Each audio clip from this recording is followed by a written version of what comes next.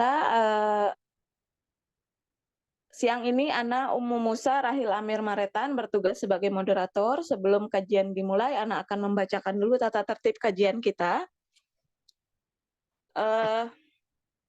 Tata tertib yang pertama, peserta wajib masuk room 10 menit sebelum pembelajaran dimulai. Yang kedua, peserta wajib menggunakan nama asli ketika masuk ke dalam ruang Zoom. Yang ketiga, peserta wajib menjaga suara ustadzah atau dokter dari laki-laki ajnabi. Yang keempat, peserta dilarang merekam suara ustadzah atau dokter saat pembelajaran berlangsung. Yang kelima, peserta wajib mematikan mikrofon dan kamera saat pembelajaran berlangsung. Yang keenam, peserta dapat mengaktifkan mikrofon ketika sesi tanya jawab. Yang ketujuh, peserta juga dapat mengajukan pertanyaan melalui fitur chat. Yang kedelapan, peserta dianjurkan mencatat materi yang disampaikan. Yang kesembilan, diharapkan peserta bertanya sesuai dengan isi materi dan gunakanlah adab yang baik. Yang terakhir, jika peserta ingin meninggalkan ruang Zoom sebelum kajian selesai, silahkan izin di kolom fitur chat. Baik, itulah tata tertib kajian kita. Semoga bisa dimengerti. Untuk mempersingkat waktu, Ana langsung serahkan kepada Dr. Regianti. Tafadholi, dokter. Ya, jazakillahu khair Ustazah Rahil. Bismillah. Assalamualaikum warahmatullahi wabarakatuh.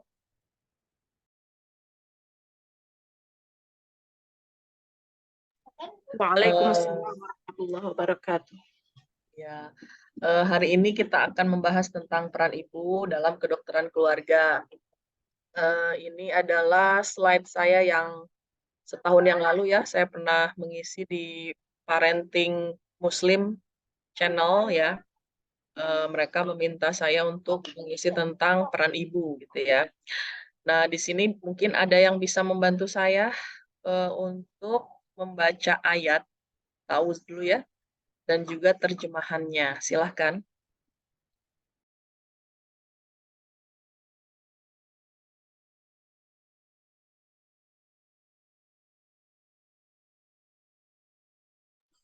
Silahkan Ummahat yang mau membantu dokter membacakan ayatnya.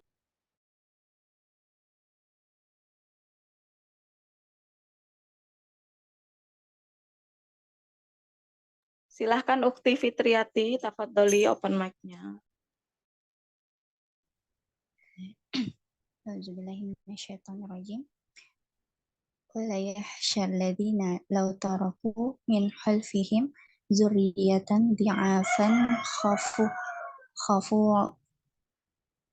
'alaihim falyattaqullaha wal yaqulu qawlan syadida.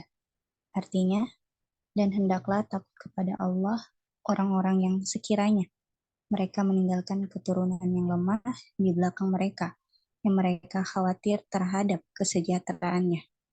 Oleh sebab itu, hendaklah mereka bertakwa kepada Allah, dan hendaklah mereka berbicara dengan tutur kata yang benar. An-Nisa ayat 9. Ya, jazakillah khair.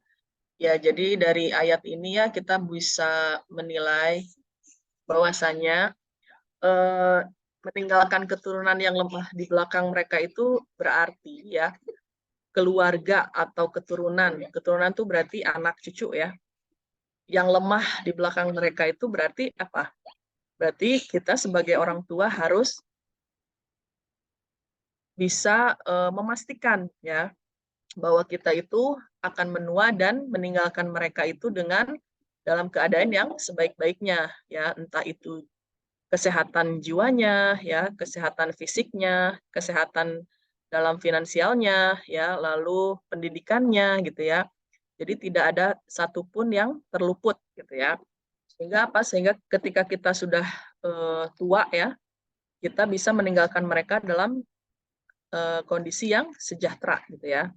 Dan kita tidak perlu khawatir gitu ya. Jadi ini suatu kewajiban sebenarnya bagi orang tua terhadap keturunannya gitu ya. Dan itu salah satu bentuk ketakwaan ya kepada Allah gitu. Dan hendaklah mereka berbicara dengan tutur kata yang benar, karena segala perilaku dan ucapan dari orang tua terhadap anak dan keturunannya itu adalah suatu doa gitu ya. Jadi kita tidak boleh sama sekali menghardik ya. Nah, di sini ada 5 poin ya. Sehat jiwa, sehat fisik, mengerti kesehatan dasar, mengerti kegawat daruratan di rumah ya untuk sementara sebelum ke UGD, rumah sakit ya, lalu mengerti perawatan dasar. Nah, kenapa di sini ada sehat jiwa yang pertama saya bahas sebagai poin awal, dikarenakan banyaknya suatu kondisi di mana pernikahan itu adalah sebuah pelarian, ya, pelarian dari gangguan kejiwaan yang dimiliki oleh berbagai personal. Untuk apa? Untuk mencari ketenangan jiwa, ya. Padahal menikah itu ya seharusnya sudah apa? Sudah beres ya, sudah beres masalah-masalah kejiwaannya ataupun masalah pribadi yang sekiranya akan mengganggu keharmonisan ke depan gitu ya. Jadi sebagai salah satu contoh ya, kemarin saya mendapatkan pasien seorang laki-laki ya mempunyai keluhan keluar nanah ya dari kelaminnya ya. Nah, lalu saya bertanya gitu ya, apakah pernah ya berhubungan secara tidak halal? Karena Anda setahu saya belum menikah. Lalu dia bilang, ya dokter, ya berapa kali? Saya bilang gitu. 1 bulan yang lalu dan 6 bulan yang lalu, gitu ya. Nah, apa dasarnya melakukan hal tersebut? Saya bilang gitu ya. Ya, karena saya ketika lelah, ketika lemah, ketika stres, pelarian saya adalah pornografi, ya, dan saya melampiaskannya dengan cara seperti itu, gitu ya. Nah, sebenarnya solusinya apa sih ya untuk pasien seperti ini selain mengobati infeksi menular seksual, ya. Infeksi menular seksual bisa Bu diobati ya dengan berbagai antibiotik, ya. Tapi infeksi menular seksual adalah jendela menuju HIV/AIDS, ya.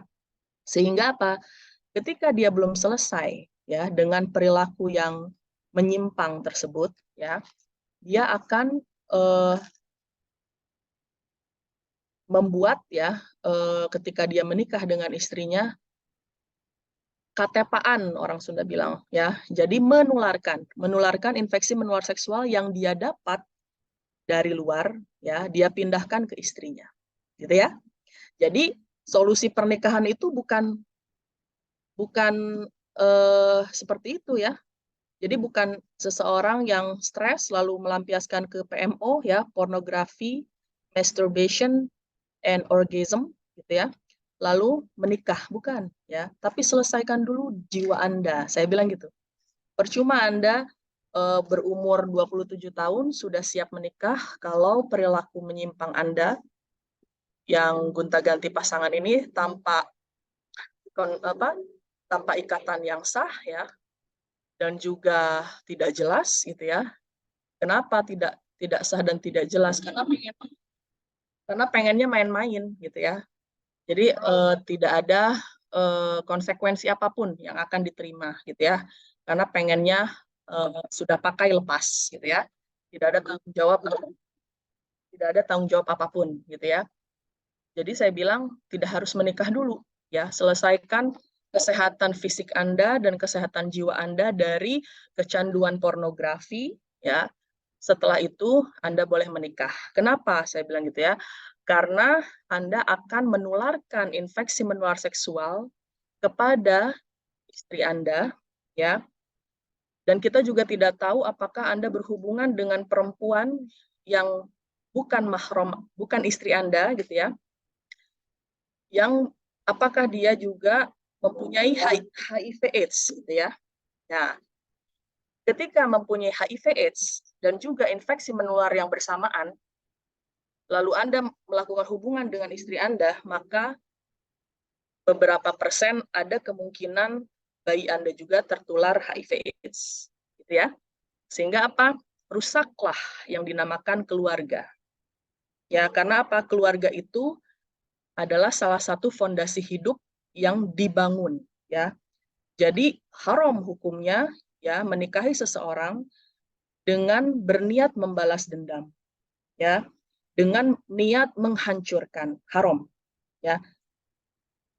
Jadi niatnya apa? Membangun, ya, sakinah, mawaddah, warohmah, ya. Tidak menghancurkan jiwa istri, tidak menghancurkan jiwa anak-anak, gitu ya, tidak menghancurkan jiwa suami. Jadi ini berlaku untuk suami ataupun istri, ya. Saya bilang gitu, ya. Jadi sampai poin ini, apakah Bapak mengerti? Saya bilang gitu ya. Ya, saya ngerti, Dok. Dan yang hanya bisa merubah hanya diri Bapak sendiri, aku bilang gitu. Saya sebagai dokter hanya penunjang, saya tidak bisa memutuskan. Saya hanya bisa mengobati, ya. Kalaupun misalnya sembuh, ya, dengan rapid test HIV-nya negatif, mungkin Allah masih memberikan kesempatan kepada Bapak untuk bisa bertaubat. Banyak, Pak, ya, kasus-kasus seperti Bapak yang ternyata IMS-nya positif, HIV-nya positif. Ya, itu adalah suatu kiamat, Pak, buat orang tersebut. Ya, karena dia bertaubat di saat-saat akhir, ya, sudah tidak ada lagi option gitu ya. Tidak ada lagi hal lain kecuali dia harus bertaubat gitu ya. Karena sudah HIV/AIDS ya gitu. Jadi dia harus minum antiretroviral seumur hidup hanya untuk bisa memperbaiki kualitas hidup tapi tidak mematikan virus dari HIV tersebut gitu ya. Nah, seperti itu. Nah, setelah itu selesai ya dialog saya dengan pasien gitu ya. Dan perempuan-perempuan yang mau dipakai tanpa status seperti itu ya, bukanlah suatu perempuan yang baik. Kenapa? Karena dia juga sama prinsipnya seperti Bapak. Tidak mau di bawah suatu komitmen, gitu ya. Dan mungkin dia memindahkan penyakit menular seksual ke Bapak dari laki-laki yang lain. Saya bilang gitu. Sampai sini mengerti, Pak? Saya bilang. Karena takutnya Bapak nggak ngerti. Makanya Bapak menikmati, saya bilang gitu ya. Setelah Bapak ada keluhan di bagian kemaluan Bapak, baru Bapak datang ke dokter. Saya bilang gitu. Ya dok, saya baru ngerti. Jadi, tidak ada suatu pun hal yang diharamkan oleh Allah yang dapat memberikan manfaat dan keberuntungan untuk Bapak. Dan kenapa Allah mengharamkan suatu perkara? Dikarenakan ada keburukan ya untuk hambanya. Jadi Allah membuat suatu koridor haram. Agar apa? Agar tidak sama sekali mendekati, Pak. Apalagi melakukan. Saya bilang gitu ya. Dan tidak ada satupun yang Bapak bisa ambil kebaikannya dari hal tersebut. Saya bilang gitu. Ya, jadi dari situ ya mudah-mudahan pasiennya mengerti ya. Makanya kenapa ada halal, ada haram ya. Karena jika dikatakan sesuatu itu halal, maka akan banyak sekali kebaikannya dan nol keburukannya. Saya bilang, sekarang ada suatu kasus ya, LGBT, saya bilang gitu. Mereka merasa bahwa mereka mempunyai hak yang sama dengan orang-orang yang normally hetero ya. Jadi menikah lawan jenis gitu ya. Mereka merasa mempunyai hak yang sama. Padahal Allah sudah mengharamkan. Saya bilang gitu ya. Sekarang Bapak pikir, apakah ya yang lesbian dan gay ya itu tidak ada efek samping? Saya bilang gitu. Oh ada dok, katanya gitu ya. Apakah Bapak gay? Saya bilang gitu ya. Karena banyak yang hetero juga Pak, atau biseksual. Ke laki-laki ya, ke perempuan juga iya. Banyak Pak, saya bilang gitu. Oh enggak dok, saya enggak gay, kata dia gitu ya. Apa kekurangannya Pak? Saya bilang gitu. Dia bilang, banyak dok kerusakannya. Nah, di antaranya salah satunya banyak yang HIV/AIDS karena gay daripada yang lesbian. Nah, sekarang kalau misalnya memang gay dan lesbian itu adalah sesuatu hal yang benar, ya, tidak mungkin Pak ada efek samping yang negatif. Saya bilang gitu, ya. Sampai sini ngerti ya, partisipan, ya. Jadi saya bilang, dan itu merupakan suatu kerusakan yang dibangun, ya. Karena apa? Di luar negeri, Bu, ya, itu di kurikulum pendidikan sudah dimasukkan materi-materi tentang biseksual, ya, lalu tentang pornografi, lalu tentang lesbian, gay, dan juga lady, ya. Jadi apa namanya, suatu sosok ya seperti Banci gitu ya, sebagai sosok duta ya, duta kebebasan hak gitu ya. Dan mereka mulai diperkenalkan kepada anak-anak usia dini. Seperti itu di luar ya, Bu. Alhamdulillah di negara kita tidak seperti itu ya. Nah, jadi mereka dimulai dari pendidikan, Bu, serangannya. Yang kedua, ya, hak untuk adopsi, ya, untuk mengadopsi. Jadi pernikahan mereka di sana sudah dilegalkan dan diperbolehkan mengadopsi anak. Apa yang terjadi? Anak-anaknya, Bu, ya, dilecehkan secara seksual dan itu intensitasnya sering, ya, frekuensinya sering dan dilakukan di dalam rumah di mana mereka tidak bisa berteriak keluar. Ya, apa yang terjadi pada anak usia dini dibegitukan, Bu? Rusak. Apakah itu disebut dengan keluarga? Tidak. Ya, keluarga itu sekali lagi konstruktif, bukan destruktif, ya. Jadi di sini barang siapa yang sudah menikah dan mempunyai anak tapi jiwanya tidak sehat, dari sekarang tolong ya konsultasi ke psikolog ataupun ke psikiater. Barang siapa di sini yang belum menikah dan ternyata ada inner child issue ya, entah itu negatif ataupun positif dan mengganggu aktivitas, tolong berobat ya, karena pernikahan bukan sesuatu hal yang main-main ya. Di situ akan ada tanggung jawab terhadap pasangan. Kalau dia dikaruniai oleh Allah keturunan, akan ada tanggung jawab terhadap keturunannya. Dan jangan sampai merusak ya. Dan meminta maaf kepada anak bukan suatu aib ya. Meminta maaf kepada anak adalah suatu obat ya, yang mempererat dan juga memperbaiki komunikasi antara orang tua dan anak ya. Jadi tidak boleh ya ada gap, tidak boleh memposisikan orang tua itu seperti raja dan anak seperti pembantu ya, tidak boleh seperti itu, atau kasta terendah, tidak boleh ya, bukan zamannya lagi seperti itu. Nah, itu satu, kesehatan jiwa ya. Lalu kedua, seorang ibu juga berperan penting terhadap kesehatan fisik ya. Nanti kita belajar mungkin dengan dokter siapa, Rizka ya, bagaimana menangani kejang agar yang disebabkan oleh demam ya. Bagaimana menangani demam agar tidak menjadi kejang gitu ya. Bagaimana menangani anak yang terinfeksi dari misalnya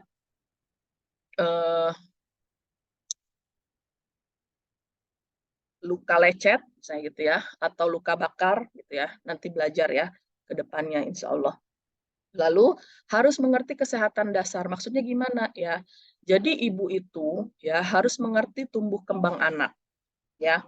Sekarang bukan zaman lagi tidak tahu informasi tentang kesehatan karena serba gadget ya. Sekarang juga para partisipan sudah mempunyai aplikasi Zoom ya di laptop ataupun gadget masing-masing. Jadi harus tahu kesehatan dasar. Contohnya anak demam harus diapain sih?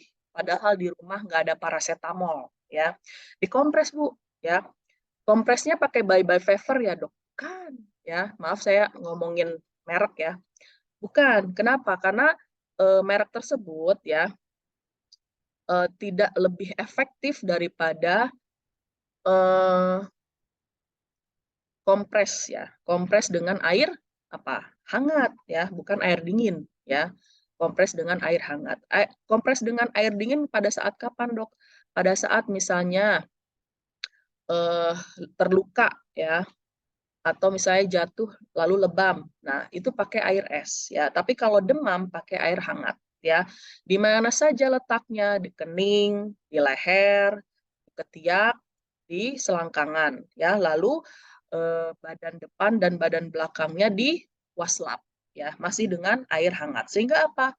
Suhunya turun ya. Lalu bagaimana lagi, Dok? Boleh nggak? Katanya kan anaknya menggigil padahal panasnya 42. Kita selimutin boleh, Dok? Tidak ya. Karena semakin ibu menyelimuti badannya ya, semakin tinggi suhunya Jadi harus gimana dok? Turunin suhunya walaupun dia merasa menggigil. Dengan cara apa? Kompres, ya itu satu. Yang kedua, banyakin minum, ya. Minumnya apa dok? Air putih hangat, ya, gitu. Nah ini kesehatan dasar Bu, ya. Lalu tumbuh kembang anak, ya. Misalnya dia mampu ke spesialis anak, ya silahkan, ya. Nanti diberitahu bahwa umur sekian berat badannya harus sekian loh, gitu ya. Terus harus bisa ini itu loh gitu ya. Nah, itu kesehatan dasar. Nah, ketika ada delay ya pada saat umur tertentu, jangan diam ya, tapi konsultasikan ke spesialis anak ya. Lalu yang keempat, mengerti kegawat daruratan ya. Salah satu contohnya seperti tadi ya, demam tinggi, gimana caranya biar nggak kejang ya, turunkan dengan cara kompres. Lalu beli sementara ke apotek ya, atau sudah tersedia paracetamol yang masih disegel di rumah gitu ya. Itu wajib ya bagi 6 tahun ke atas yang punya anak, 6 tahun ke bawah gitu ya, 6 tahun kurang, itu wajib orang tua mempunyai paracetamol sirup di rumah ya. Dan kalaupun sudah dibuka segelnya dan anaknya sudah turun panasnya lalu sembuh, buang ya karena sudah terbuka. Lalu besoknya baru ke dokter ya. Panasnya dari mana? Oh ternyata pilek, oh ternyata batuk, oh ternyata mencret gitu ya. Nah nanti akan diberikan golongan antibiotik tertentu dan dosis tertentu sesuai umur dan berat badan ya. Dan juga ada atau tidaknya alergi pada obat-obatan.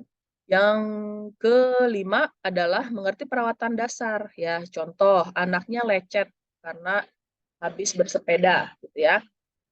Apa yang dilakukan? Bersihkan lukanya ya Bu. Nah, membersihkan lukanya dengan air yang mengalir. Nggak perlu di bawah keran, tapi di gayung juga boleh ya.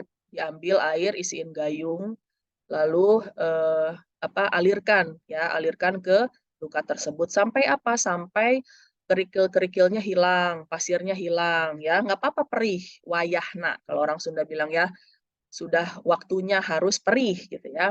Setelah itu apa? Baru dikasih betadine. Itu pada luka lecet ya.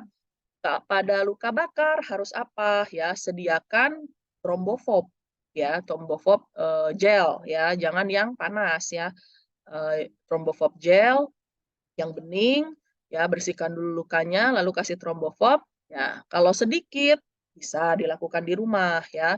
Tapi kalau misalnya seluruh badan atau regional tertentu luas ya harus ke UGD ya, bukan ke poli ya. Atau misalnya kemarin saya punya kasus seorang nenek ya terkena besi ya sampai robek. Dia diemin seminggu Ibu ya. Bayangkan seperti apa lukanya ya, membusuk gitu ya. Kenapa? Karena belum mengerti bagaimana harus merawat luka di rumah, apa yang harus dilakukan dan juga diputuskan ketika mempunyai kasus sendiri di rumah. Nah, ini hal-hal penting, Bu, ya. Karena apa? Karena yang paling dekat dengan anak adalah ibunya, ya. Jadi kita harus menjadi ibu-ibu yang cerdas, ya. Apalagi zaman sekarang tidak ada ibu yang tidak cerdas karena semuanya serba terbuka, ya. Boleh bertanya ke Halodoc, ya. Boleh membaca Google, ya. Boleh juga membuka YouTube, gitu ya. Dan lain sebagainya, gitu ya.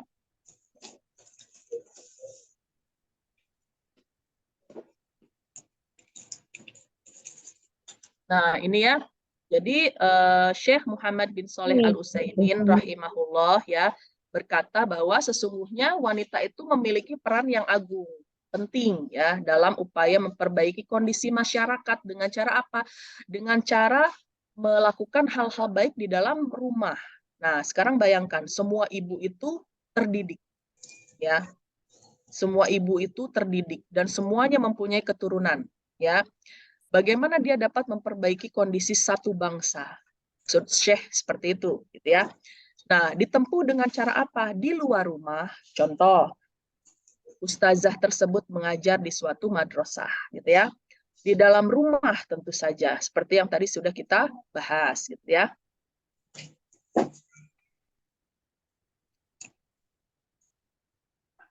Nah, jadi ibu ya sebagai media acuan keluarga dalam segala hal. Dok, misalnya saya bukan dari medis, dok, saya nggak ngerti nih, gimana sih ngerawat luka, ya. Banyak kok kelas-kelas parenting untuk ibu ya, gitu. Jadi update lah, gitu ya. Terus yang kedua, eksistensi ibu sangatlah penting, ya. Pentingnya di sini krusial, ya. Dalam keberlangsungan berkeluarga, terutama salah satunya adalah dalam hal kesehatan dalam unit masyarakat, yaitu keluarga, gitu ya. Lalu ibu harus mengetahui peranan sebagai dokter dalam keluarga, walaupun ibunya bukan dokter, ya. Tapi di sini yang dititik beratkan siapa sih selain anak? Suami, ya. Karena kadang-kadang kita itu terlalu konsen ke anak, tapi suami diabaikan, padahal dia lagi demam. Nah, apa yang harus dilakukan, dok, kalau misalnya suami demam? Ya sama kayak gitu ya, dikompres air anget, bajunya jangan panjang, jangan bikin nutup gitu ya, tapi yang longgar, yang pendek ya. Lalu kompres di titik-titik tertentu yang tadi, dan badannya diwaslap di depan dan di belakang. Lalu berikan apa? Paracetamol 500 mg tablet gitu ya, kalau orang Indonesia ya, sesuai dengan berat badan. Nah, dokter dalam keluarga dimulai dari awal pernikahan ya. Jadi bagi pasangan ya yang calon pasutri gitu ya, selesaikan dulu dirinya sendiri dengan berbagai masalahnya ya, lalu boleh nikah ya. Itu advice dari saya ya, wajib ya. Nah, dimulai dari awal pernikahan sebagai contoh adalah baru mulai ya belajar menjadi dokter ya. Setelah selesai siap menikah, mulailah jadi dokter ya. Pengetahuan dalam hal sanitasi lingkungan di dalam dan luar rumah. Bu, Dek, ya, banyak banget ya yang nikah tapi nggak ngerti cara beresin rumah, ya, kemana aja, ya, gitu ya. Dan menganggap itu adalah suatu hal yang biasa. Gitu. Jadi dia minta minta toleran, gitu ya, kepada suaminya bahwasanya ya wajarlah saya nggak bisa beresin rumah berantakan, kan saya banyak anak gitu ya. Nggak gitu Bu ya. Dalam keluarga itu kita harus memposisikan diri sebagai suatu tim ya, gitu. Jangan misalnya nunggu pulang suami dulu dia yang beresin semua rumahnya, gimana bisa harmonis ya. Karena suami juga butuh dong diperhatiin ya gitu ya. Terus nggak belajar masak ya, gimana dia bisa mengetahui gizi dan nutrisi dari anak ya, gizi dan nutrisi untuk suami gitu. Takutnya kalau selalu beli keluar karena males masak padahal bisa belajar ya, uangnya habis, tidak bisa menabung ya, padahal di dalam berkeluarga kita butuh tabungan Bu ya. Kita walaupun banyak uang ya, kita butuh tabungan untuk apa? Untuk hal-hal yang darurat yang tidak bisa kita prediksi ya. Mungkin suami sakit butuh duit, mungkin anak sakit juga butuh biaya untuk dirawat seperti itu ya. Dan juga misalnya hal-hal lain ya, kegawat daruratan lain yang membutuhkan duit gitu ya, membutuhkan uang seperti itu ya. Dan sebagai seorang ibu harus bisa aware terhadap sesuatu hal yang kemungkinan gawat nih gitu ya. Berarti saya harus kuat secara tatanan finansial, saya harus kuat secara tatanan pendidikan parenting, saya harus kuat sebagai dalam tatanan pendidikan nutrisi dan tumbuh kembang anak gitu. Ya, itu ibu yang ideal ya. Dan juga saya harus kuat dalam mental, tidak bermudah-mudah dalam menghabiskan mental, pikiran, dan waktu terhadap hal yang tidak penting. Ya, kenapa? Karena di dalam rumah juga sudah banyak tanggung jawab, gitu ya. Kalau misalnya ada saudara kita yang yang mengajak kita untuk berghibah atau bahkan kita pun digibahi gitu ya. Kalau nggak penting nggak usah ikutan Bu ya. Kita juga udah cukup repot ya. Yang ada apa? Mental kita down ya. Anak nggak keurus. Terus penampakan anak seperti tidak dimandikan 1 bulan ya. Tapi ibunya cantik. Banyak terjadi ya. Dan banyak juga yang tidak bisa memasak dan membereskan rumah setelah menikah. Ya, ini fact ya, ini fakta ya. Oleh karena itu saya berterima kasih dan juga mengacungkan jempol terhadap ibu-ibu yang sudah beres dengan masa lalunya, sudah beres mentalnya, sudah bisa ilmu memasak dan nutrisi anak dan juga membersihkan rumah ya, dan juga menabung dan juga mengatur perekonomian di dalam rumah tangga. Itu mengacungkan jempol sekali. Karena apa? Dia akan beres, Bu, dalam menghadapi masalah, ya, baik di dalam rumah maupun di luar rumah, ya. Baik untuk membereskan kepentingan dan juga kebutuhan suami ataupun anak-anak. Seperti itu ya. Lalu seorang ibu juga harus mengetahui pengetahuan dalam hal higienitas diri. Contohnya apa sih, Dok? Ya, contohnya kalau kita sandingkan dengan hadis ya, Rasulullah Shallallahu alaihi wasallam menyuruh ya kita untuk berhias di depan suami, gitu ya. Nah, bagi pasien-pasien dengan gangguan jiwa ya, dia itu terlalu concentration kepada self awareness-nya ya. Dia stres depan suami, dia nyilet-nyilet tangan depan suami. Kasihan nggak suaminya, Bu? Apa kasihan istrinya? Coba, ada yang bisa jawab nggak? Kasihan istrinya atau kasihan suaminya? Istrinya belum selesai dengan diri sendiri dan menyilet tangannya. Silahkan, ada yang bisa jawab?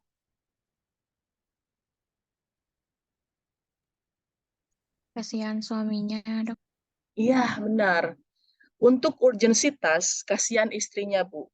Tapi untuk intensitas dan frekuensi yang lama, suaminya, Bu, yang kasihan. Kenapa? Karena dia tidak menyeimbangi ya pergerakan tim di dalam berumah tangga. Bu, kalau mau benar dalam frame berumah tangga, kita harus mematok bahwa berkeluarga itu adalah teamwork ya.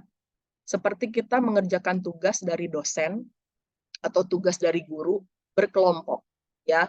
Kata gurunya gini, silakan kerjakan tugas biologi berkelompok ya. Tolong kumpulkan 3 hari lagi dan harus bagus ya. Terus nilainya harus ya minimal 80 lah ya. Lalu nanti presentasikan di depan kelas. Nah, seperti itu, Bu. Apa yang kita lakukan ketika kita dalam satu tim bekerja sama gitu ya? Kita akan memenuhi bagian masing-masing kan? Nggak bisa misalnya yang ngerjainnya sendiri. Semuanya sama dia, nggak bisa, Bu. Akhirnya apa? Oleng.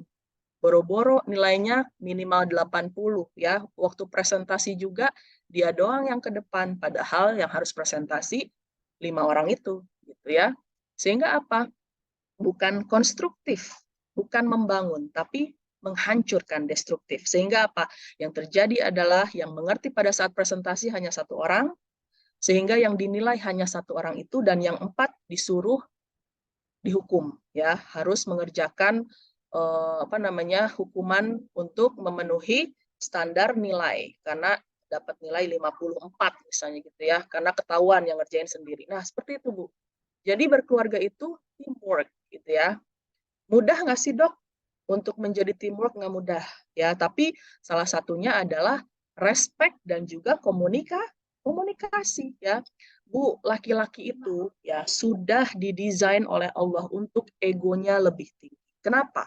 Apakah itu salah? Tidak. Untuk bisa memimpin dan membawa keluarganya kepada satu tujuan.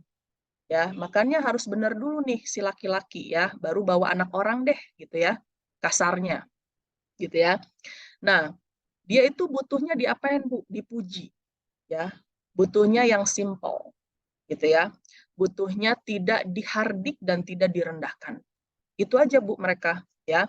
Dan juga secara biologis terpenuhi. Hanya itu. Kalau ibu pengen suaminya baik sama ibu, itu kuncinya. Ya.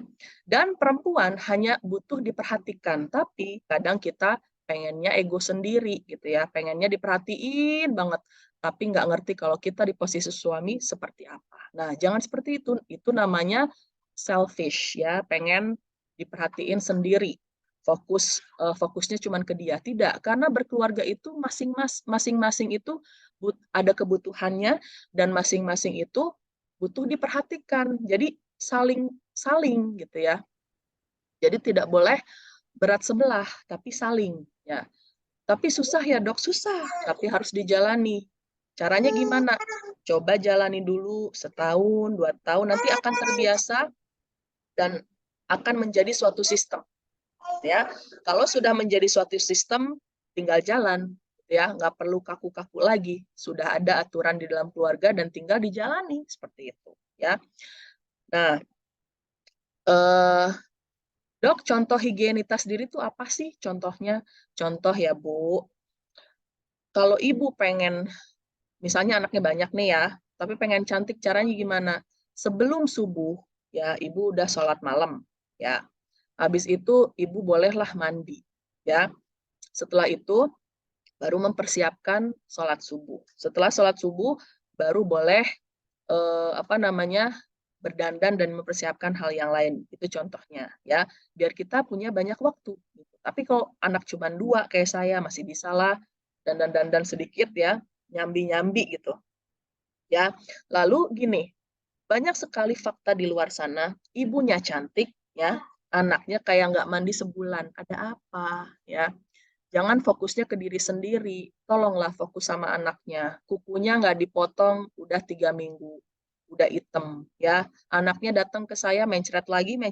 Ya iya, orang kukunya nggak dipotong, ya, gitu. Ternyata apa? Anaknya sedang fase oral. Jadi segala sesuatu dia pegang, dia makan. Gitu ya, tolonglah ya, jangan kayak gitu. Saya sedih ngelihatnya gitu ya. Dan ketika saya bilang tolong Pak potong kukunya, datang lagi pas mencret tetap nggak dipotong kukunya. Dan dia bilang baru minggu kemarin kok dipotong. Bu, saya dokter, saya tahu. Ibu berbohong sama saya. Ini kukunya panjang dan saya tahu pertumbuhan kuku Bu. Ini tidak dipotong 3 minggu, saya bilang gitu. Saya sayang sama ibu, makanya saya ngasih tahu ini semua dari kuku. Tolong perhatikan anaknya. Saya bilang gitu ya. Nah, lalu setelah mempunyai anak, ya harus bisa mengetahui nutrisi pada saat kehamilan dan nifas, ya. Banyak kasus misalnya dia nikah lalu hamil karena dia mual, dia sama sekali nggak mau makan, nggak boleh, ya. Bagaimanapun harus bisa berkomunikasi yang baik dengan suami, ya. Gimana caranya biar mau makan? Banyak Bu caranya. Ada dengan obat, ya, ada dengan terapi psikologi, ya, ada dengan cara makan sedikit-sedikit tapi sering, gitu ya. Jadi jangan memikirkan ego diri sendiri, gitu ya. Lalu banyak juga yang tidak tahu cara memandikan bayi, ya. Belajar Bu, belajar ya, karena menikah itu fase terbaru di dalam kehidupan yang sangat-sangat berbeda drastis dengan pada waktu lajang ya. Jadi harus banyak, kalau mau menjadi seorang ibu harus banyak belajar ya. Lalu cara merawat tali plasenta ya. Merawat tali plasenta tidak boleh dengan alkohol, tidak boleh dengan betadin. Cukup dengan membersihkan seperti biasa ya, lalu ditutup dengan kasa kering. Sudah, nanti juga kering sendiri dan lepas gitu ya. Lalu cara merawat luka pasca bersalin, baik yang normal atau secara sesar ya. Lalu cara merawat luka bakar kalau ada yang kena air panas ataupun api ya di rumah. Cara mengatasi demam biar nggak kejang ya. Cara mencegah dan mengatasi kejang demam di rumah kayak apa ya. Cara membersihkan batuk pilek agar tidak menjadi infeksi sekunder dan keluar ke telinga ya gitu, atau menjadi bronkopneumonia ke paru-paru ya, dan lain sebagainya gitu ya. Lalu penanganan kegawat daruratan seperti tersedak choking ya, atau yang anggota keluarganya asma gitu ya. Nah, insya Allah nanti dibahas ya, ada bagian dokter Rizka juga di sini. Nah, jadi kerangka berpikirnya gimana tuh dok kalau jadi seorang ibu? Seorang ibu harus mengerti tentang kesehatan mental dan fisik dari anak ya. Seorang ibu tidak boleh terlalu terfokus kepada anak karena seorang ibu juga memiliki pasangan partner yaitu ayah atau suami. Jadi perhatikan juga tuh kesehatan mental dan fisiknya dari seorang suami atau ayah anak-anak ya. Ada beberapa kasus di mana ibunya ini tidak memperhatikan kesehatan fisik dan mental si ayah gitu ya. Jadi seperti diacuhkan. Nah, ini nggak boleh ya. Bukan keluarga namanya. Keluarga itu teamwork, Bu, ya. kayak bermain dan belajar bersama-sama gitu ya, membangun keluarga dari nol sampai di atas bersama-sama. Jadi kalau teamwork tidak boleh ada satu anggota pun yang lolos atau keluar dari lingkaran gitu ya. Lalu anggota keluarga lainnya maksudnya siapa? Di situ ada nggak mertua atau orang tuanya yang tinggal bareng? Ya, perhatikan juga ya, nggak boleh nggak diperhatikan. Dan memperhatikan lingkungan luar rumah, gitu ya. Kenapa? Maksudnya di sini apa, Dok? Kok seorang ibu harus memperhatikan lingkungan luar rumah? Karena ya, saya kemarin pernah diskusi lama ya sama Ustazah Halida gitu ya. Dan beliau ini cukup kuat ya mentalnya. Jadi beliau itu tidak pernah ya mau tahu dengan urusan orang lain. Kenapa? Karena sudah disibukkan di dalam rumah. Itu benar, sangat benar sekali. Kebanyakan dari kita, ya, ketika kita mempunyai sahabat, tetangga, saudara, gitu ya, misalnya yang mencoba untuk mengajak kita berghibah, kita terkadang ikutan, gitu ya. Sampai kita lupa waktu zuhur, sampai kita lupa untuk memandikan anak dan memberi makan anak, gitu ya. Dan lama-lama apa? Itu mulai merasuki kita juga. Kita jadi suka ngomongin orang juga. Padahal tadinya cuma diajak, ya. Kita jadi pengen kepo juga, gitu kan. Oh iya juga ya, saya jadi penasaran nih, kata Umu Fulanah katanya begini, benar nggak ya? Nah, itu nular, Bu. Maaf aja ya, nular. Ya, dan bisa jadi kita menghakimi orang tersebut tanpa keadilan, dan itu zolim. Ya, saya tekankan itu zolim. Ya, jadi lebih baik kita nggak tahu deh, gitu ya. Dan kita lebih menyibukkan diri dengan lingkungan di dalam rumah. Ya, terus masa kita harus menutup diri dari lingkungan luar rumah, Dok? Enggak, ya. Tapi kita bisa memilah dan memilih mana majelis yang baik dan mana majelis yang harus ditinggalkan. Apa adab ketika bertemu dengan suatu majelis yang di mana di dalamnya ada yang berghibah? Tinggalkan. Jangan duduk bersamaan dalam majelis tersebut dan ikut-ikutan, gitu ya. Itu adab yang dicontohkan oleh Rasulullah SAW. Ya, tinggalkan. Lalu nasihati di kemudian hari, gitu ya, bahwasanya berghibah apapun alasannya, ya, misalnya mengklarifikasi atau bertema untuk membenahi, itu tidak dibenarkan, ya. Nanti bisa jadi fitnah, antara fitnah, namimah, dan ghibah. Semuanya haram, ya. Jadi kalau misalnya pengen mengadili seseorang, datengin aja langsung ke hakim. Itu seadil-adilnya, gitu ya. Jadi kalau kita qila wa qala, lalu kita nggak tahu ya tabayunnya seperti apa, jangan, Bu, jangan pernah ikut-ikutan, ya. Kita akan menyakiti diri kita sendiri secara mental, kita menyakiti orang lain dengan membuat fitnah dan namimah, ya, dan lebih besar lagi bahwasanya dia akan tidak ridho dan dia berdoa kepada Allah, ya, dan Allah ijabah doanya. Mau apa, ya? Apakah kita mau meminta maaf sama dia? Kebanyakan sih enggak ya.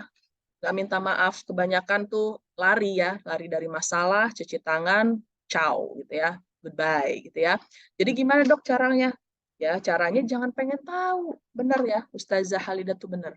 Benar sekali ya. Nah, lalu di sini ada ya, ibu sebagai seorang dokter dalam keluarga ya berpengaruh banget nih dalam pencegahan dari hal-hal yang bersifat stres, depresi, bullying, suicide, abuse, dan berbagai penyakit gitu ya. Ibu berperan dalam pencegahan stres terhadap ayah dan anak ya. Ibu juga sangat berperan terhadap pencegahan depresi dari ayah dan anak gitu ya.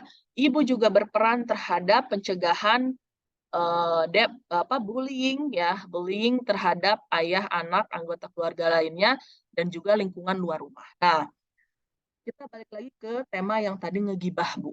Ya, bukan hanya ghibah, namimah, dan fitnah aja, tapi kita bisa secara tidak langsung membuli orang tersebut. Padahal kita nggak tahu masalahnya, ya, dan itu hanya bisa diselesaikan antar personal, ya.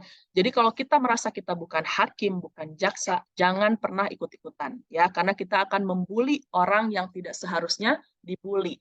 karena kita mayoritas dan si korban adalah minoritas, kita berani gitu ya.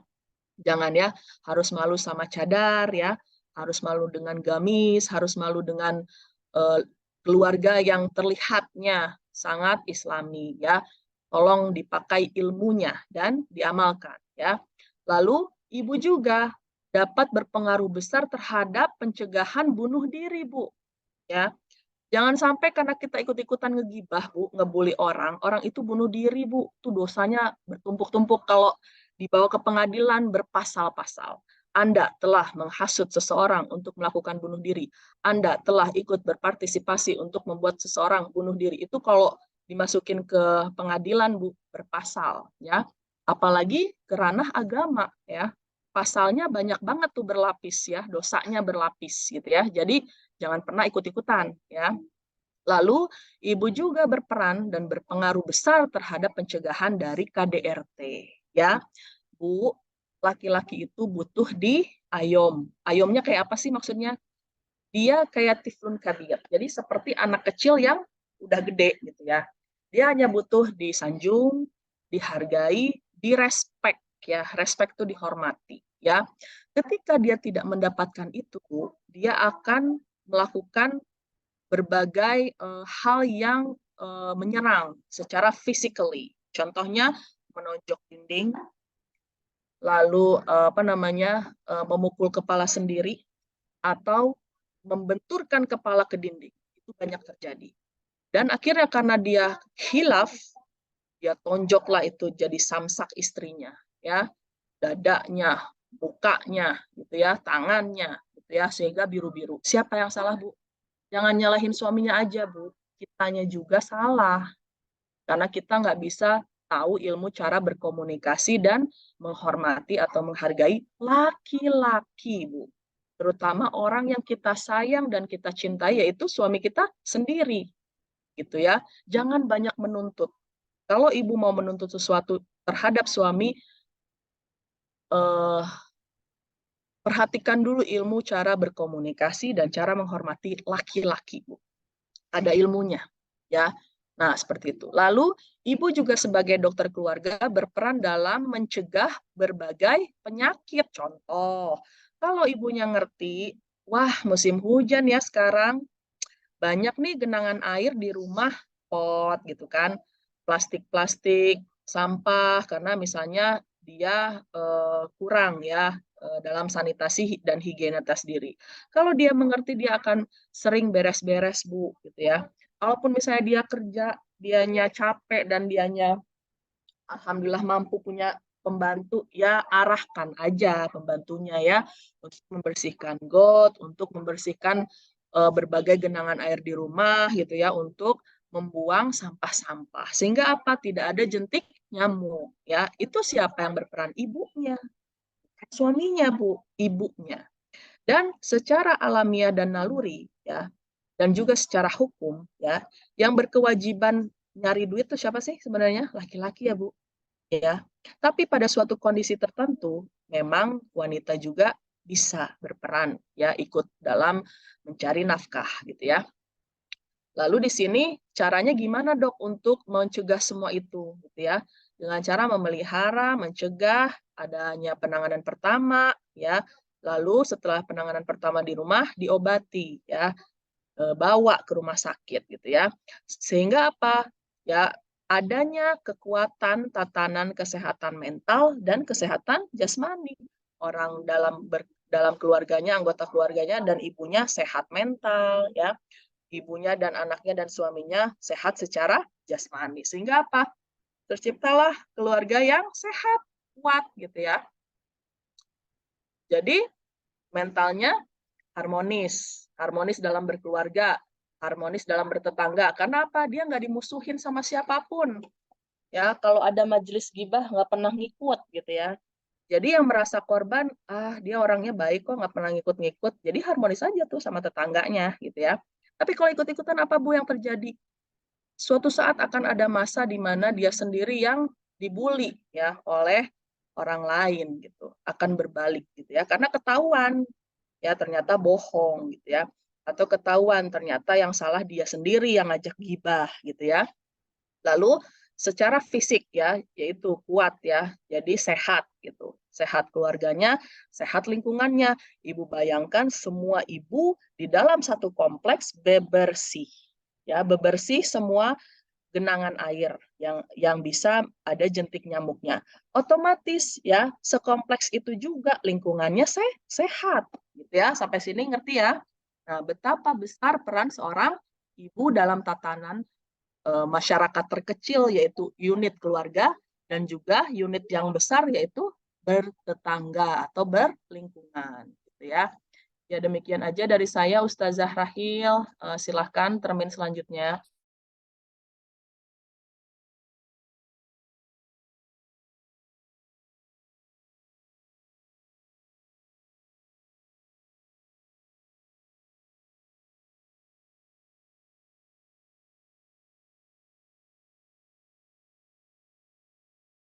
Mungkin ada yang bisa menggantikan Ustazah Rahil, sepertinya sibuk sama anaknya.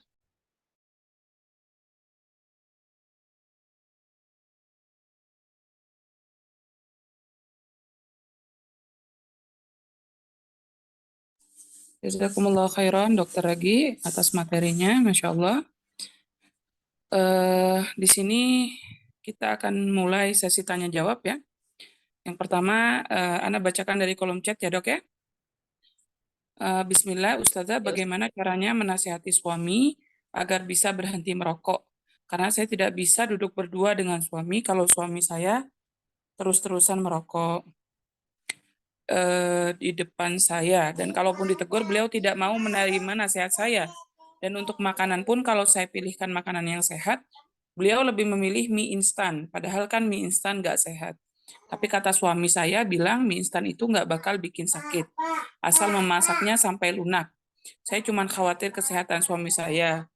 Hanya saja egonya terlalu tinggi, hingga sulit untuk menerima masukan dari saya.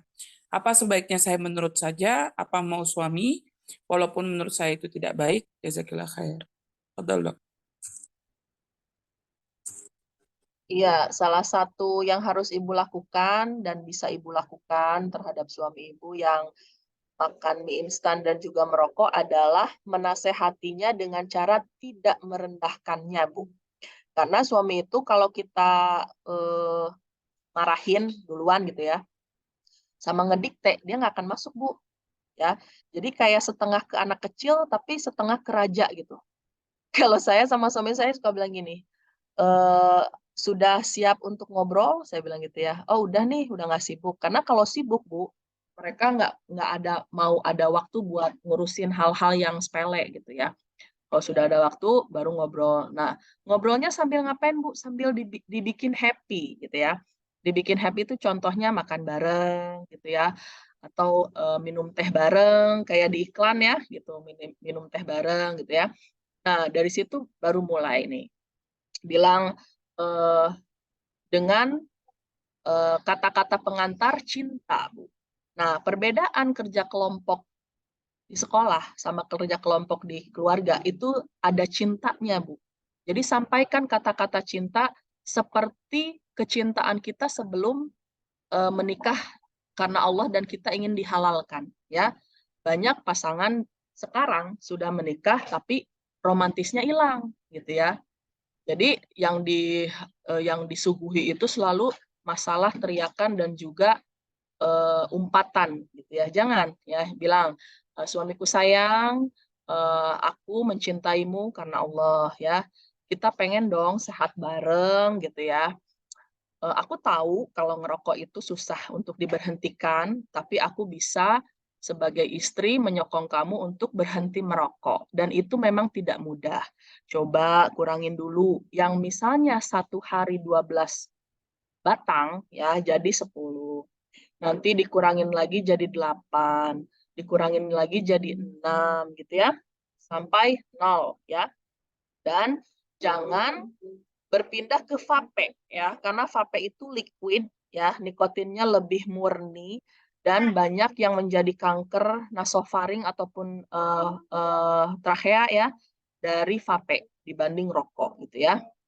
Jadi yang terbaik adalah memberhentikan rokok dengan cara tapering off atau dikurangi batangnya, lalu diganti dengan permen karet rasa mint, gitu ya, karena nanti akan nggak enak lidahnya ya, selalu ingin mengeluarkan ludah, gitu ya.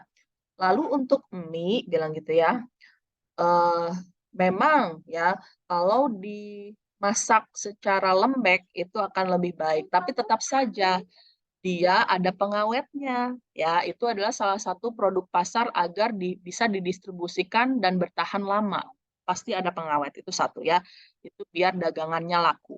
Lalu yang kedua, nutrisinya tidak ada, ya, garamnya lebih tinggi, makanya dia gurih, enak, gitu ya. Nah, lalu ayah nutrisinya dari mana, gitu ya? Dari mana kalau selalu mie terus? Jadi ajak diskusi, Bu, ya, jangan disalahkan. Ajak disayang-sayang, ajak diromantisin. Susah nggak, Dok? Susah. Karena apa? Nggak biasa. Ya. Tapi kalau udah biasa, dan ibu pengen membuat keluarga ibu itu beda daripada keluarga yang lain, ibu sangat-sangat bisa. Ya. Sangat-sangat bisa. Ya. Atau misalnya ada kasus seperti ini. Dia tahu suaminya ini kayaknya rada-rada pengen poligami gitu ya, misalnya. Tidak bisa godul basor, ya, selalu pengen tahu atau kepo tentang aqua tertentu gitu ya, bisa nggak dirubah sama ibu? Bisa, Bu, karena ibu secara hak dan juga halal ya, ibu adalah istrinya. Yang lain itu belum halal, Bu, masih haram gitu ya. Dan ibu bisa men-treat suami ibu sedemikian rupa ya, ala-ala ibu sampai lengket ke ibu, bisa banget, Bu. Jadi jangan pernah takut ya kalau jadi istri itu untuk bisa merubah atau men-treat anak dan suami. Sangat-sangat bisa, Bu. Ya. Nah, kebanyakan ya yang sekarang itu bermasalah dengan keluarganya terlalu terbuka masalah pribadi terhadap sahabatnya, ya. Nggak boleh ya. Privasi rumah tangga keep sama ibu. Jangan sampai tahu walaupun itu sahabat sendiri. Ya, apalagi sampai menggambarkan posisi-posisi berhubungan, ya. Nggak boleh, Bu. Apa? Nanti ada setan yang masuk, Bu. Ya, yang menyihir ataupun membuat bumbu-bumbu agar sahabat ibu ya atau sahabat seseorang itu jadi suka sama suaminya. Gitu ya. Jadi kita tuh sangat-sangat apa ya, merdeka banget gitu untuk membuat suatu play doh gitu ya. Doh itu kan adonan ya. Untuk membuat suatu adonan mau jadi donat, mau jadi roti, ya, mau jadi pizza, itu kita sangat berperan sekali, Bu, setelah menjadi istri. Karena kita secara norma agama halal, ya, secara norma negara kita juga sah, ya, dan sudah ada akte pernikahan, ya, sudah ada buku nikah. Jadi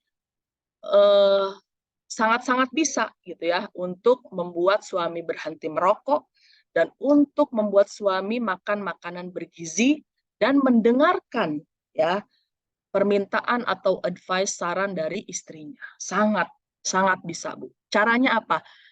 Never talk to the other people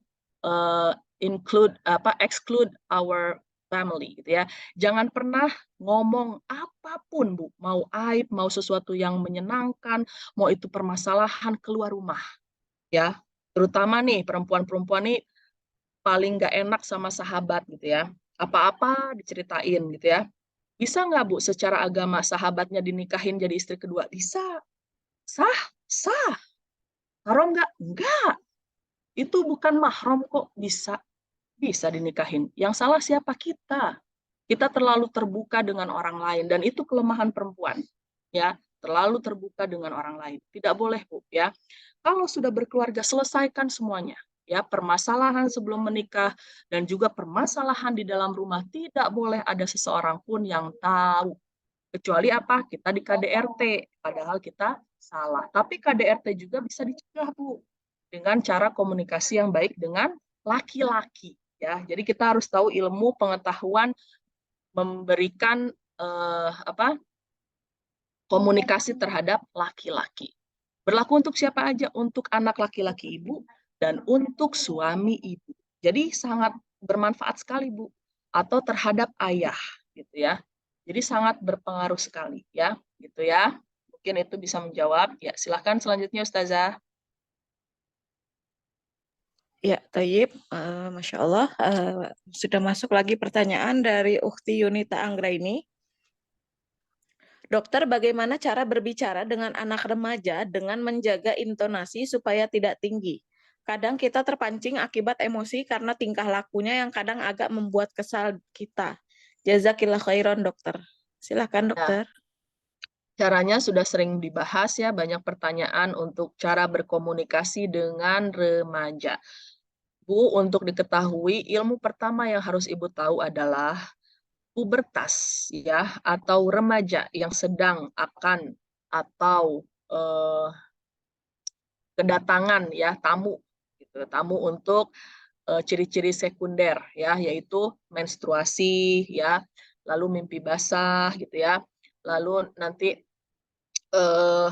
timbul payudara gitu ya, lalu nanti suaranya jadi lebih berat ya, atau nanti timbul-timbul bulu kemaluan atau bulu ketek gitu ya. Itu caranya beda, Bu, sama ngasih tahu anak kecil yang belum pubertas ya. Mereka sudah bisa diajak berkomunikasi dan berdialog ya. Jadi cara komunikasinya dengan dialog gitu ya. Nah, gimana cara berbicaranya biar intonasinya nggak tinggi? Peluk ya. Terkadang kita susah memeluk karena apa? Karena orang tua kita teknik mendidik parentingnya tidak memeluk ya, sehingga repetitif atau berulang. Kita melakukan mode yang sama terhadap anak-anak kita. Kita rubah, Bu. Ya, sekarang ilmu parenting sudah di mana-mana. Ibu nggak hanya dapat dari saya aja, dari Bunda Anita, dari Ustazah Halida, terus dari siapa satu lagi, Dokter Rizka gitu, atau misalnya di luar dari Raudatus Solihat. Bebas ya. Nah, salah satunya tidak pernah memeluk ya. Jadi anak yang pubertas, Bu, dia itu lagi tinggi-tingginya hormonnya, Bu. Ya, sedang stage ke atas gitu ya. Sehingga apa? Powerful ya, sangat-sangat kuat. Kuat intonasinya, kuat juga hormonalnya ya, kuat juga semangatnya ingin mencari tahunya dan juga mencari jati dirinya ya. Oleh karena itu pada kasus-kasus LGBT ya, banyak berubah itu pada masa pubertas. Nah, hati-hati Bu ya, hati-hati. Kenapa? Kalau kita tidak mengalah, kita tidak tahu cara berkomunikasi ala pubertas, dan kita tidak memeluk, dan kita tidak mau memberikan waktu kita hanya sekedar untuk meluruskan atau mendengarkan dia, jadilah seperti mereka, gitu ya.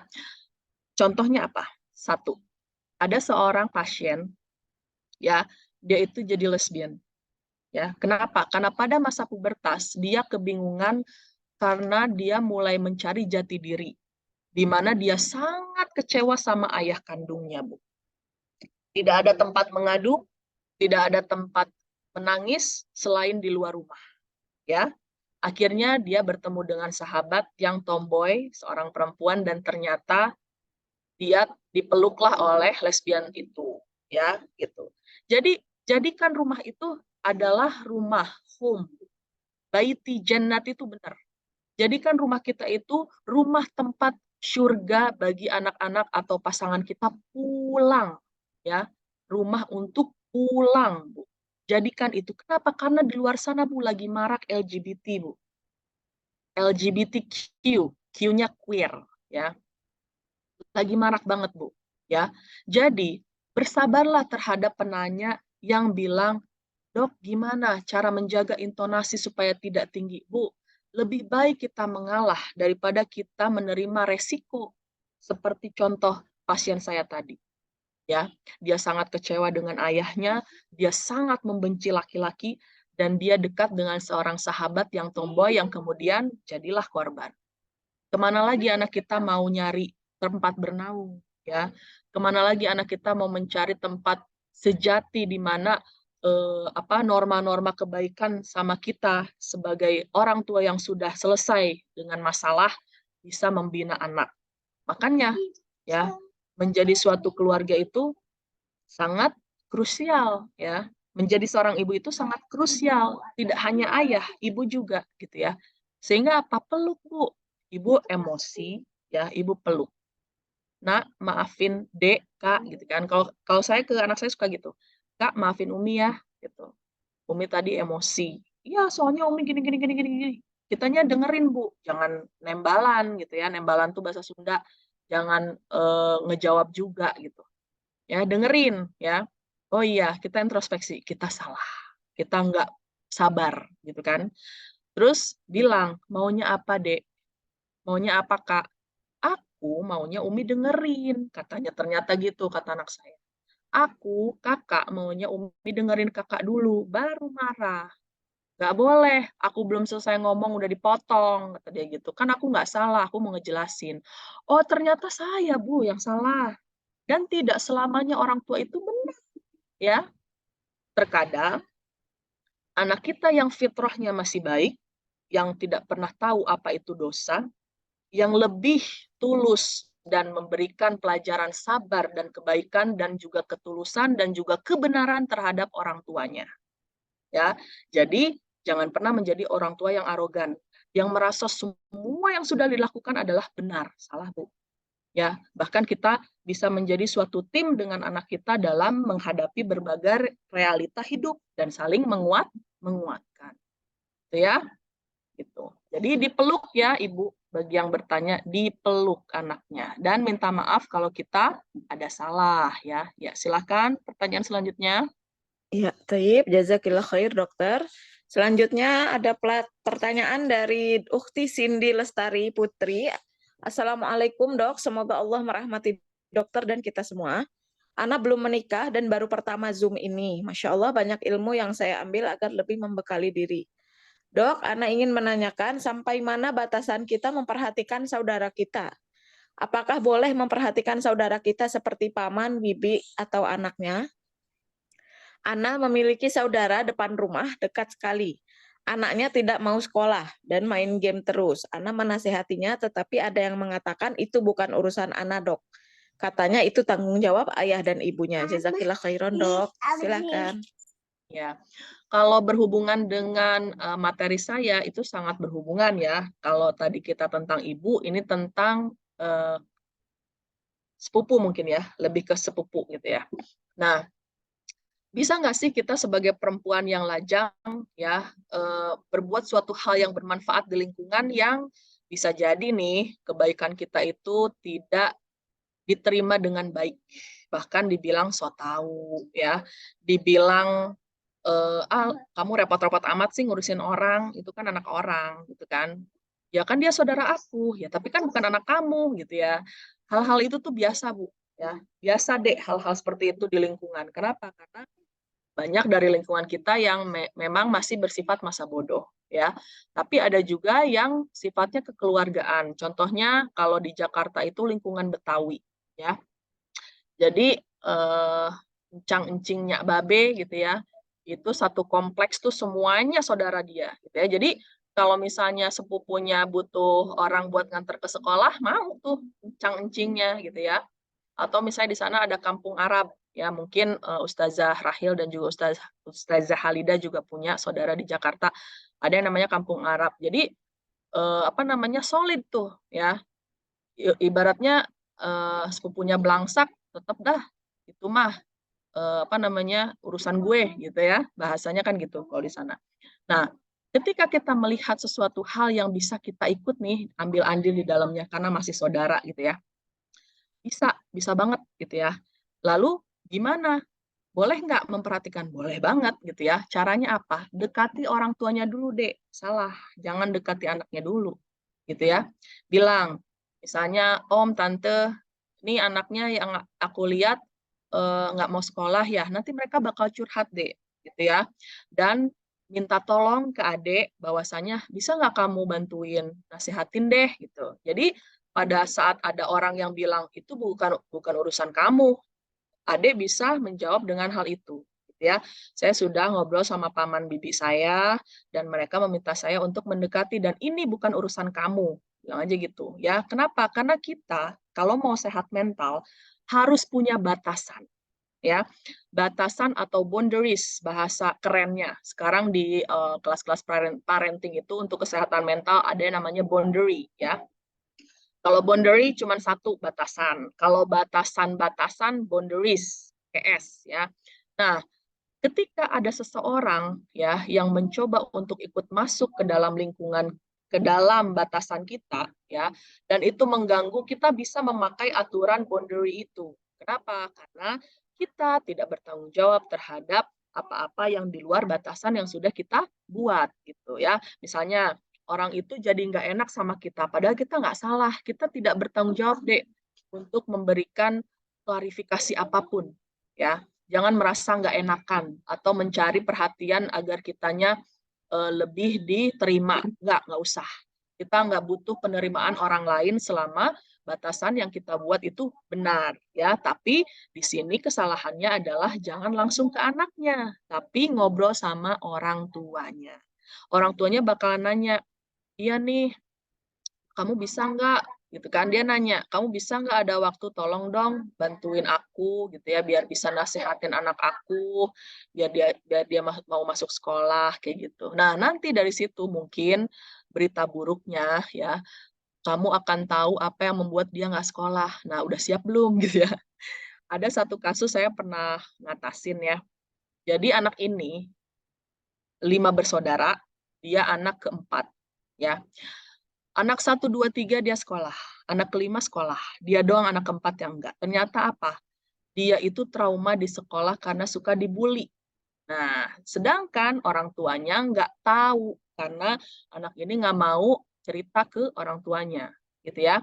Nah, sebagai orang tua yang baik, ya, yang mempunyai frame bahwa berkeluarga adalah suatu teamwork, kita harus tahu, jangan tahu dari luar kalau anak kita itu dibully di sekolah.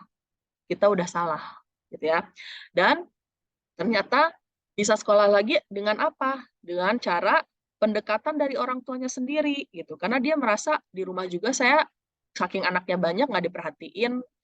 Terus kalau saya nggak sekolah saya nyaman, gitu kan. Soalnya kedua orang tua saya kerja, saya bisa leha-leha di rumah daripada saya ke sekolah tapi saya dibully, kayak gitu. Dibulinya bentuknya apa aja dok yang bikin anaknya nggak mau sekolah? Dibilang orang miskin, ya karena memang bapaknya supir truk. Terus dibilang juga dia jelek karena bajunya itu terus nggak beli karena udah lecek, orang tuanya nggak punya baju untuk membelikan baju baru, uang gitu ya. Terus dibilanginnya bau gitu kan karena ternyata WC-nya itu barengan sama tetangga gitu. Jadi pada ngantri itu dari subuh, ya kebanyakan nggak bisa ikut mandi, coba bayangin. Kita akan menemukan suatu fakta kenapa dia nggak sekolah dong gitu kan. Nah, bisa nggak nerima itu dan bisa nggak menyelesaikan itu ya. Berat deh kalau bagi anak yang lajang ya, karena kalau misalnya kita udah tahu nih faktanya ternyata seluas itu ya permasalahannya, akan harus ada ambil andil dari orang tuanya tetap gitu. Kita nggak bisa karena kita bagaimanapun orang luar. Kalau sudah berkeluarga itu sudah masing-masing. Makanya saya bilang kalau berkeluarga jangan bermudah-mudah ya curhat-curhat ke orang gitu ya. Karena kita sudah ada batasan masing-masing. Nah, ketika kita masuk ya dan kita tahu faktanya bahwa ternyata gitu ya ayah ibunya lah yang membuat dia trauma gitu ya. Bisa nggak kita memperbaiki itu? Tergantung ya. Apakah orang tuanya pengen memperbaiki dirinya dan komunikasi dengan anaknya? Itu sangat-sangat relevan dan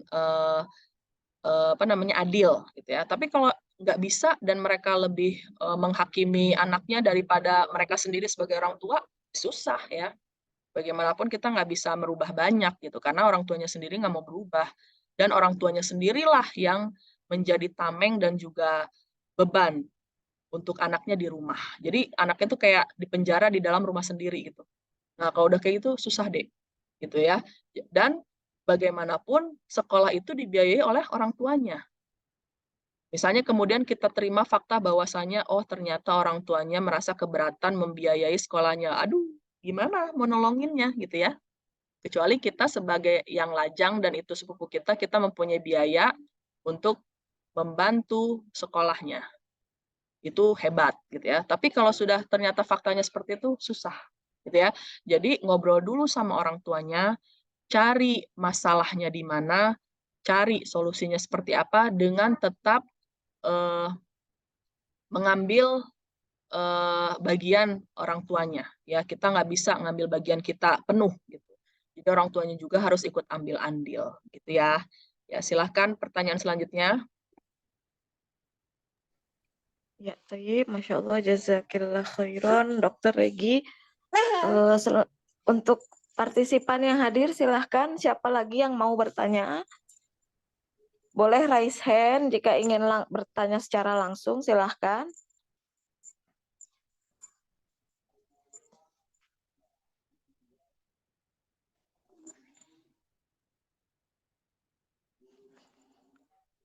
Ya, sepertinya sudah tidak ada yang bertanya, Dok.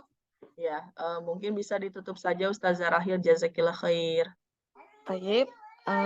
Jazakillah khairan Dokter Regianti atas materinya yang luar biasa siang hari ini. Insya Allah semoga kita semua yang hadir bisa menerima dan mengamalkannya di dalam kehidupan sehari-hari. Semoga menjadi amal jariah untuk Dokter Regi atas waktu dan ilmu yang telah diberikan kepada kita semua. Jazakunallah khairan ummahat yang telah hadir di kajian kita siang hari ini. Semoga Allah mudahkan agar antunna dan kita semua untuk bisa tetap semangat dalam menuntut ilmu. Insya Allah Allah balaskan dengan pahala yang berlimpah karena kita menuntut ilmu. Selain ilmu kesehatan, ada ilmu parenting dan juga ilmu agama di kajian kita. Insya Allah kita bertemu lagi di kajian selanjutnya dengan narasumber-narasumber kita yang lain. Ana mohon maaf atas segala kekurangan Ana sebagai moderator di siang hari ini. Ana tutup kajian kita dengan doa kafaratul majlis. Subhanakallahumma wa bihamdika asyhadu an la ilaha illa anta astaghfiruka wa atubu ilaih.